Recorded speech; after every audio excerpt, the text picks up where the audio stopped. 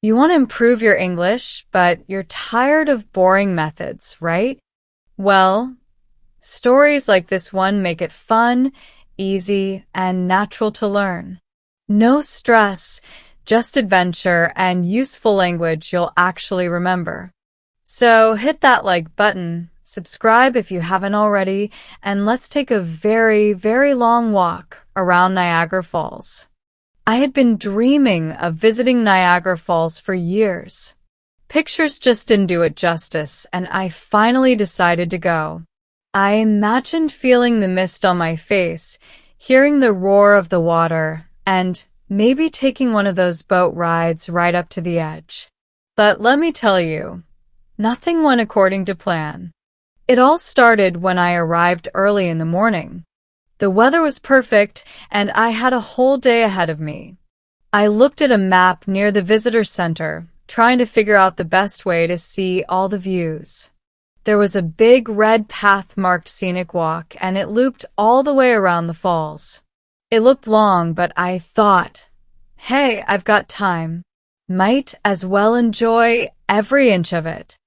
That inch turned into miles. At first, it was amazing. I stopped every few minutes to take photos.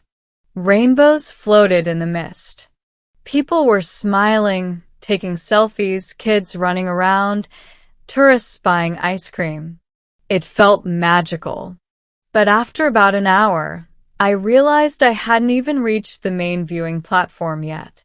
I checked my phone and saw that I had somehow taken the long path that curved far away from the falls before circling back. No problem, I thought. It's just a walk. I'll keep going. The next stretch was quieter. Fewer people. Fewer benches. My legs were already starting to complain. I passed a quiet garden, a strange-looking bird sculpture, and a man selling hot dogs from a cart. I bought one, hoping it would give me energy. It didn't. It just made me thirsty. Still no sign of the main platform. By now, I was far from any main road. I was on a path behind trees and bushes, hearing the roar of the water, but not seeing it. I started to question if I was even going in the right direction. I passed two joggers who nodded at me. I considered asking them if I was lost, but I didn't want to look clueless. Finally, I saw a small wooden sign. Observation deck. 2 kilometers. 2 kilometers? I had already walked forever. But turning back would take even longer, so I pushed forward. The path started sloping upward. I hadn't expected hills. The sun was higher now, and the shade from earlier had disappeared. My backpack felt heavier with every step. My camera bounced against my side. My feet were sending warning signals with every step. This wasn't a nice walk anymore. It was a full-on hike. Eventually, after what felt like a mini lifetime, I made it to a crowded area. I heard voices, laughter, water splashing. I turned the corner, and there it was, finally, the famous view of Niagara Falls. I had made it, and I looked terrible. Sweaty, tired, windblown. Other tourists were fresh and smiling. I was leaning against a fence like I had just finished a marathon. But none of that mattered when I saw the falls. They were louder, bigger, and more powerful than I had imagined. I forgot all about my aching legs. I stood there for a long time, just watching the water crash down. Then I saw a small sign next to the fence. Main entrance, 300 meters. 300 meters?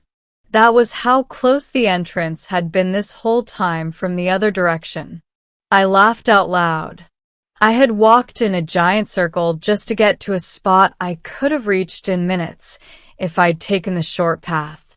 Later, I talked to someone who had done the same thing. He called it the accidental full tour route. Apparently, I wasn't alone. Looking back, I didn't regret it.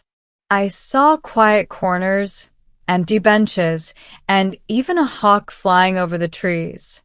Sure, my legs paid the price, but I experienced more than most visitors probably did.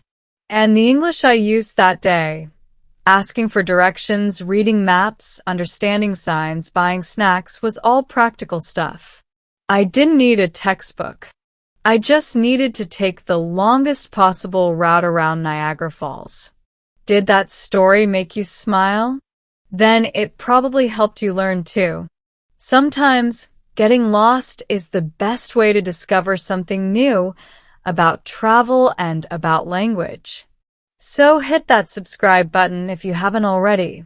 Like the video and leave a comment. Have you ever taken the long way around by accident or on purpose? Let's hear your stories. We've got new videos here every single day.